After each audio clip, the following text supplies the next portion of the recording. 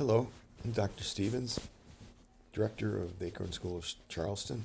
Also was a class teacher in Waldorf schools for over 20 years, and I want to walk you through in the next few slides here the story curriculum and how the stories change each year and why they change each year.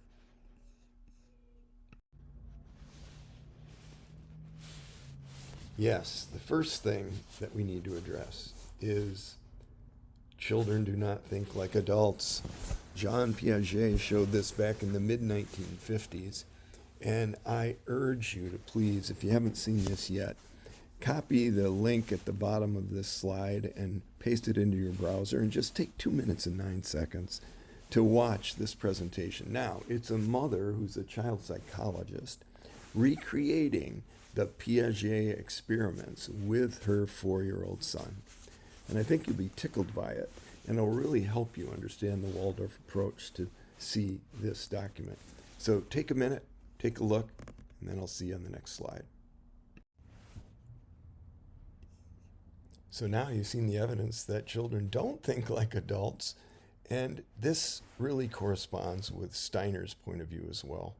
He saw the change of teeth as marking the beginning of a time when the children could really engage in academic work. But he, along with Piaget, agreed that really the dawn of the intellect is not until puberty.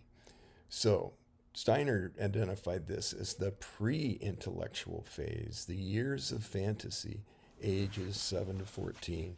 And in a Waldorf school, early on in the grades, first and second for sure, you're going to see that they're swimming in these imaginative images. And they're drawing all the academic skills out of their work with these stories.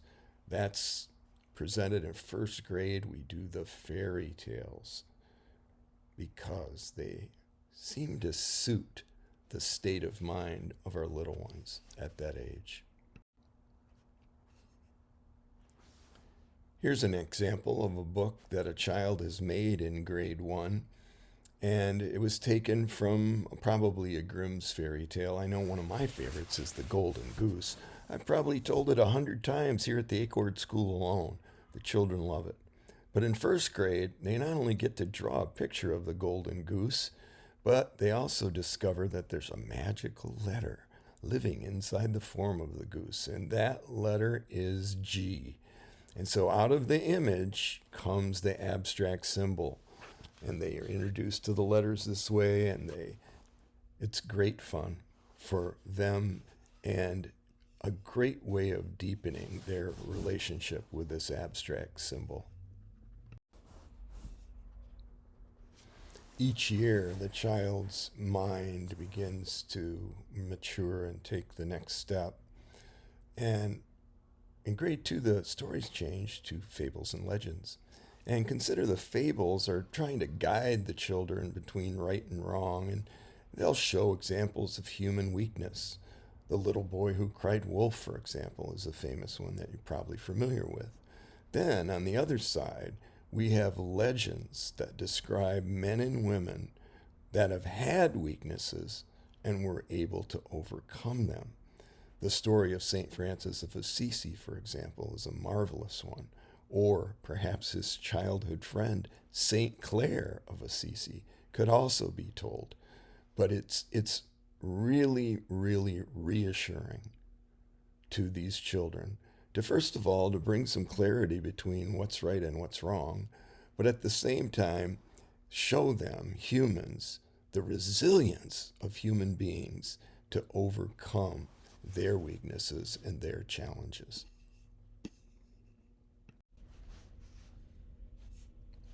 Now we come to the 9-year change. This is something familiar to Waldorf educators and parents of any 9-year-old. The students are waking up to the fact that they're separate, they're an individual separate from their outside world, and that they are on their own. This innocence of childhood is starting to fade away, and it's unsettling for them.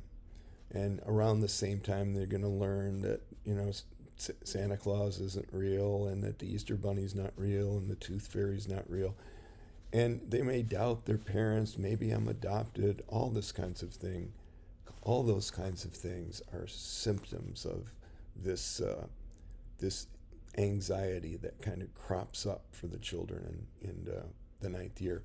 So we meet that with images from the Hebrew scriptures and attempt to soothe their anxiety by showing them how human beings have, through their resilience and their courage, have overcome some of the things that they were faced with.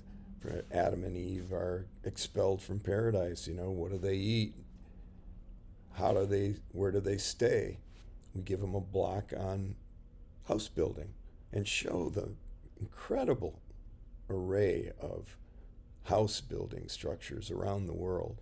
And then we focus in for 3 or 4 weeks on farming and gardening to show humans that how humans have learned to cultivate the earth and fill their families' plates with food. It's inspiring to the kids to see what strong response humans have had. And I also have to say, in the story of Moses, for instance, in the horrible situation he was in, against all logic and rationality, he looked to the crowd and said, "Fear not." And that phrase, "fear not," is found many times in the Bible, and it's a message that's particularly soothing for a third grader. This 9-year change is also beautifully addressed through William Wordsworth's poem. This is just a segment of one of his poems, but you can hear it in here. Heaven lies about us in our infancy. Shades of the prison house begin to close upon the growing boy. But he beholds the light, and whence it flows, he sees it in his joy. The youth who daily farther from the east must travel, still is nature's priest, and by the vision splendid is on his way attended. At length the man perceives it die away and fade into the light of common day.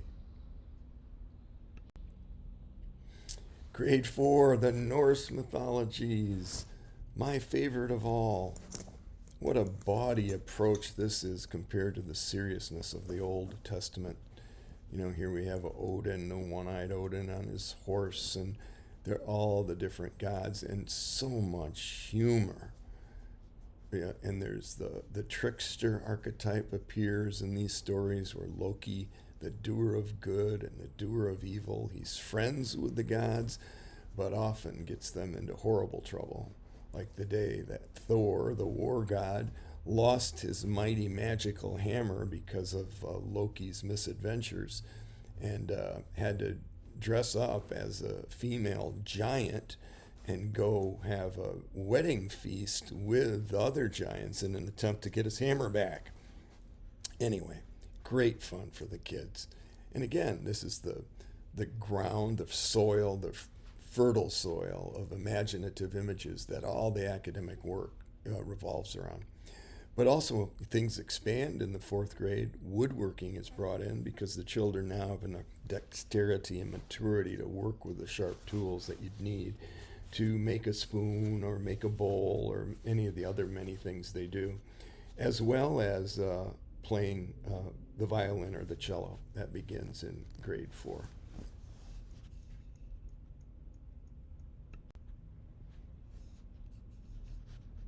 Here are a couple of illustrations of the level of artistry of 4th graders.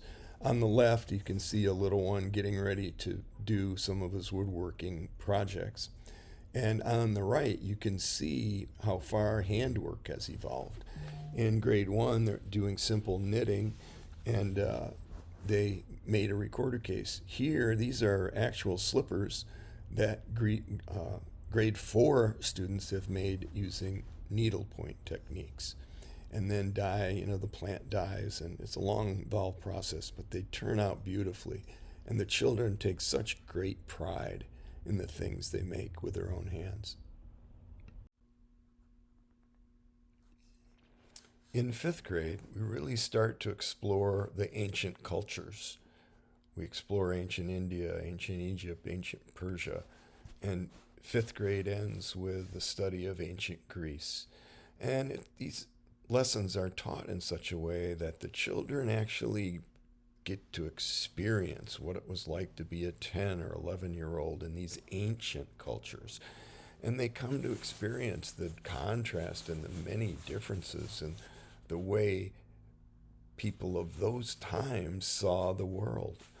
They also get to experience the great ideas of those times and the humans who are still talked about today. On the left, for example, here's a picture drawn by a fifth grader of the Buddha under the Bodhi tree receiving enlightenment. And you can see in the center from a main lesson book, obviously taken from ancient Egypt. And on the right, the pantheon of the gods in ancient Greece. And the children learn that they had different ways of explaining things. They didn't have science, they didn't have technology, or at least not the way we did. But they enjoy learning the games, for instance, that 10 or 11-year-olds played in ancient Greece. A game called Knucklebones, where they gather these bones together. It's almost like a dice game that the children of ancient Greece used to love. And of course, in fifth grade, there you go. The children are playing that during their free times. So they really dive deep into the cultures. What did people think? What were the main ideas of those times? What did the houses look like? What kind of food did they eat? And it's a rich exploration of these ancient times. Ah, yes, grade 6, all roads lead to Rome. And that's ancient culture that's had so much influence on the modern world.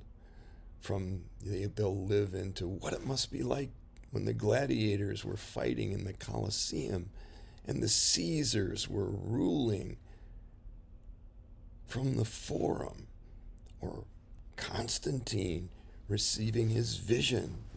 These are all things that come through the sixth grade year, and the children thrive in the power of it and the architecture of it and the innovation of all the things that came from Rome. And some of the students have actually seen it and actually been to Rome and see it, so they appreciate it even more. But it's a dynamic year, uncovering the treasures of ancient Rome. I want to thank you for taking a few minutes to learn more about Waldorf education. Please reach out to the school if you have any questions or would like to set up a tour. Our registration process is online and can also be found on our website under admissions. I hope you continue to do well, and most of all, I hope you can find a way to join the Acorn School. Your children will thrive here.